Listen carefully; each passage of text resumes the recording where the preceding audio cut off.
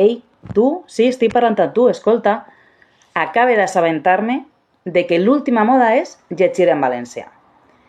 I clar, en el que a mi m'agrada, anar a les escoles, als instituts, a parlar de llibres, de lectura, d'escriptura, he pensat, per una vegada estic a la moda i no podia perdre l'ocasió. Aixina que avui vinc a parlar-vos d'un llibre que crec que és molt adient aquesta setmana, que és aquest, No hi havia València, de Mercè Climent.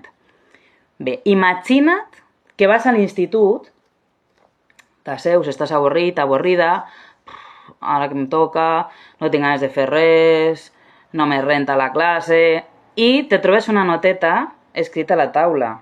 Hola. I dius, bueno, vaig a contestar, hola.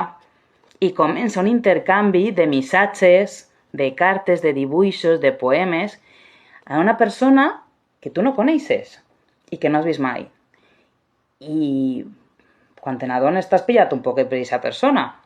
Bé, No hi havia València parla de totes les formes possibles d'amor, d'una forma preciosa, és una meravella a nivell de qualitat literària, es llig en un 3 i no res, i crec que és una lectura que hauria de ser obligada per a qualsevol persona,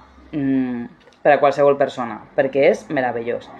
Aixina que gràcies Sembra, perquè encara que va ser el 2021 i no és cap novetat, però un bon llibre mai passa de moda, i avui estem parlant de moda, perquè el 2021 Sembra Llibres va publicar este llibre, i moltes gràcies Mercè Climent per escriure una oda perquè este llibre parla de diferents tipus d'amor, i no només d'amor romàntic, també de l'amor de les amistats, de la família, i d'un amor que per a mi és molt especial, que és l'amor a la literatura. No hi havia València, com bé sabeu, és part d'un poema de Vicent Andrés Estellés. Aixina que, bueno, ja ho sabeu, per fi una moda a la que puc sumar-me. Aixina que, tu també estàs a la moda?